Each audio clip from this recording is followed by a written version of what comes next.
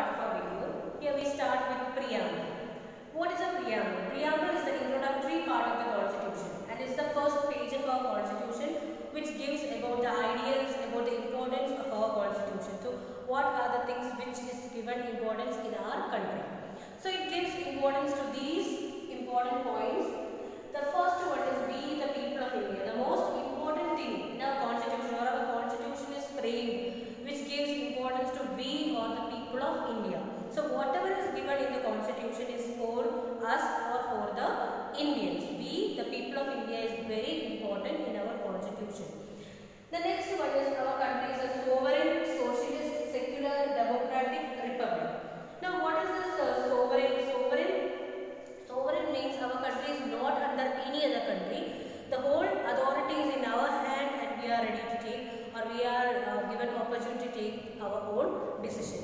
Then socialist is a socialist country, means economic and social justice, and with that freedom is there for us and we are equally considered. There is no up or down. Equality is there in terms of social and economic. Inequality should not be there. Everything should be equally distributed among all the people of India. Then secular, it's very important. Our country is a country where there is no official religion. Every people who is in India, if they are Hindu, Christian or Muslim or any category they belong to, they all are considered equal. Our country is not categorized as a particular religious country. Then democratic country, because our country is democratic, we elect our representatives, our MLAs, members of legislative assembly and members of parliament are directly elected by us by universal adult franchise. Next one is republic. Our country doesn't have any king or queen. It is not under the control of any king and queen. Our nominal head is president. He is also indirectly elected by us or indirectly elected by the directly elected representatives by us. That means our MLAs and MPs are electing the president. So we cannot say that it's a hereditary one, or it is it's a thing, or a presidentship is they are getting from by birth or as a hereditary one. It is also done by election. Now the next one is ideals. Ideals of our government are justice, equality, fraternity and liberty. These are the four important ideals of which is given in our preamble. The first ideal is justice. Justice is provided to each and every person of our country irrespective of their caste, color or creed. So here three types of justice is there: political, economic and social justice. It is provided to every Indian. The second one is equality. Indians, if it's only a title Indian, that doesn't mean that he belongs to any part of India. Every person who belongs to any part of India will be called only as a Indian.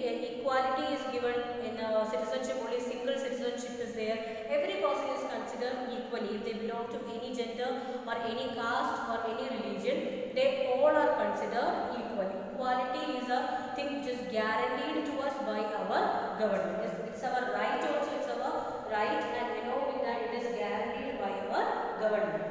Next one is fraternity. Fraternity means brotherhood. Everybody should consider each other as their brother and work for the well-being of each and every person in our country. So that is another important ideal of our government, that is fraternity. The last one is liberty. Very important. We are free to think. We are free to speak, or we are free to give our own ideas in our country. We are not restricted in any way. There is freedom of thought, freedom of expression, etc. in our country. So this is the fourth ideal. So the ideals are justice, equality, fraternity and liberty. So these four are the ideals, and the important thing which is given in our preamble are, so our country is a sovereign, socialist, secular, democratic republic. So these are the most important topics which we are going to discuss in the second part of our video. So let's watch the second part PowerPoint presentation. Let's start with preamble. The preamble is an introductory part of the Constitution. The ideas of the Constitution are embodied in the preamble. Our preamble starts like this: we, the people of India, having solemnly resolved to constitute India into a sovereign, socialist, secular, democratic, republic. So we'll study about each one in detail now. And to secure to all the citizens justice, liberty, equality and fraternity. So this is the main theme which is included in our preamble. The preamble to the Constitution of India reflects the aims and objectives of the Constitution. It tells us about for what our Constitution is made and what are the important features of our Constitution. The purpose of our preamble is it indicates the sources from which Constitution derives its authority. The states the objects which the Constitution seeks to establish and promote. So let's start the video by nature of state. In nature of state, we, the people of India, it's very important. Our constitution gives importance to we, or the term we, or the people of India. It means the Constitution of India derives its power and authority from people of India. Then the next one is sovereign, socialist, secular, democratic, republic. So our country is a sovereign, socialist, secular, democratic republic. Now we, the people of India, our country, or it means that our constitution derives its power from people of India. It indicates that the Constitution of India has been made by the people of India through their elected representatives in the Constituent Assembly. So it is made by the people of India and by the Constituent Assembly. Now the next terms, sovereign, socialist. The term sovereign reflects to the independent authority of the state. It indicates that Constitution of India has been made by the people of India through their elected representatives in the Constituent Assembly. Next one is socialist. The term socialist refers to the economic and social equality of the country. That means this has been ensured in the Constitution of India by inserting the word socialist in the preamble by the Constitution, and the change was made by the 42nd Amendment Act of 1976. Next point is secular. The term secular means considering every religion as equal or not making any religion as the state religion. The word secular has been inserted in the preamble by the Constitution by Amendment Act of 42 in 1976. It means India is a secular state. That means the state does not hold any religion as the state religion. Every citizen of India has a liberty to profess, practice and propagate any religion of his or her choice. That means India is a country where you can profess, practice or propagate any religion. There is no restriction for any religion, and each and every religion and the people belonging to that religion is considered equal in India. The country does not favor or promote any particular religion. It does not discriminate anybody on the basis of religion. This has been ensured by incorporating freedom of right in our fundamental rights. So, in our fundamental rights, 6 fundamental rights are there. In that, right to freedom of religion is inserted. That means you are free to profess, practice and propagate any religion of your choice. But you are not allowed to force anyone to accept your religion, and everybody is free in their own way to profess and practice their own religion of their interest. Democratic and republic. Democratic. India has a democratic government. That means the people of India govern themselves through the elected representatives in the parliament at the centre and at the state legislature. That means MLAs and MPs are elected by us. We cast a vote and we elect them. So India is a democratic country. We are ruled by the people of our own choice by our universal adult franchise. It is conducted in every 5 years. We are electing our representatives of our choice. Universal adult franchise means any person who is above 18 years of age can cast a vote to select their representatives. Now, one man, one vote. Only one person can cast one vote. Discrimination is not there regarding caste, creed or religion. Everybody is free to cast vote. Next one is republic. Republic is a state which does not have a king or queen but has an elected head. In our country, the head of the state is president, but he is only considered as a nominal head. The head of the powers vest in the hands of prime minister, who is an elected representative, but the head of the state is president. He is only a nominal head, and he is elected by the two houses of parliament, upper house and lower house, Lok Sabha and Rajya Sabha, and the state legislative assembly. They elect the president. He is not an official, he is not an hereditary heir, and he is elected by the people who, or the elected members, MLAs, MPs elect him. Now, objectives of the constitution. Coming toward the portion of objectives, the preamble of our Constitution of India have summarized its objectives as follows: justice, then equality, fraternity and liberty. These are the four important objectives. The first one is justice. Justice means the preamble provides for political, social and economic justice to all. In that, first one is political justice. Political justice means it implies that all citizens of the country possess equal opportunity to participate in the political process. As stated earlier, this is done through universal adult franchise. Every person who is above the age of 18 can cast a vote to elect their representatives. Social justice. It implies that all the citizens are equal in the eyes of law. There is no discrimination on the basis of caste, gender, creed or religion.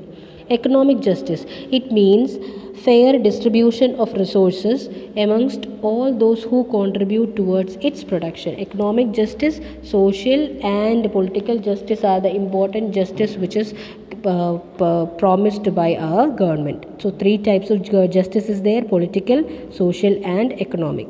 Now the next one is equality. In a democratic country, all are equal before law, and there is no discrimination on the basis of caste, color, creed, etc. or economic status. Equality is ensured by providing equal opportunity for all, or for the person all-round development.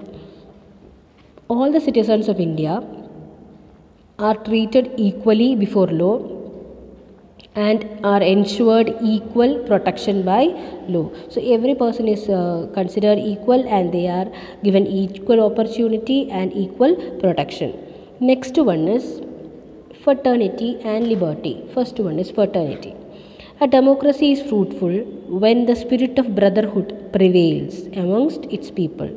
The preamble of our Constitution encourages all the Indians to treat their fellow beings in the spirit of brotherhood. So, if a country or a democracy become fruitful when there is good relation between each other. So, our government also work for having good relation with each other in spirit of brotherhood. Next one is liberty.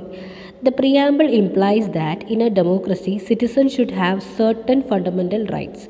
These basic rights are necessary for a free and civilized existence. Indian citizens are given freedom of thought, expression, belief, faith and worship. So liberty means that freedom of thought and expression. We are given freedom to think and to express ourselves, and freedom of press comes under this liberty. And now we will move to the next part of our chapter, that is the last part, contribution of Ambedkar to Indian Constitution. Dr. Bhimrao Ambedkar is known as one of the architects of the Constitution of India. He was an eminent jurist, economist, politician and a social reformer. The Constitution prepared by him provided constitutional guarantees and protection for a wide range of civil liberties for people, individual citizens, including freedom of religion, abolition of untouchability, social rights for women, system of reservation of jobs in the government services for members of scheduled caste and scheduled tribes. These people are considered as economically, socially backward class or educationally backward class, and they are protected by giving reservations in job and in education. Now, principles incorporated in the Constitution by Ambedkar, they are 5 in number. The first one is he made provisions for making the Indian Constitution workable, flexible and strong enough to hold the country together both at the time of peace and war. Provide special safeguards to the minorities and certain classes who are socially and educationally back, for example SC and ST. Incorporated this right to constitutional remedies to ensure that the fundamental rights of the individual are not taken away by the center or the state government. So along with the fundamental right to equality, right to freedom, like that, what constitutional remedies is also there. It is not a right, it is a right that protects all the other rights. It is also incorporated in the constitution so that no rights are violated. Provide single citizenship, single judiciary and uniformity in fundamental laws to integrate Indian society. There is only one citizenship, only one judiciary and the uniformity in the fundamental laws, so that nobody will be discriminated in the basis of caste, color or state. Incorporated directive principles to ensure social and economic democracy and well-being of the people. So these are the important principles which is incorporated in the constitution. So along with that we stop our class here. So this is the end of the second semester, and now we'll start the third semester after the exam. So prepare well and write the notes and complete your copies and study well for the exam. Thank you.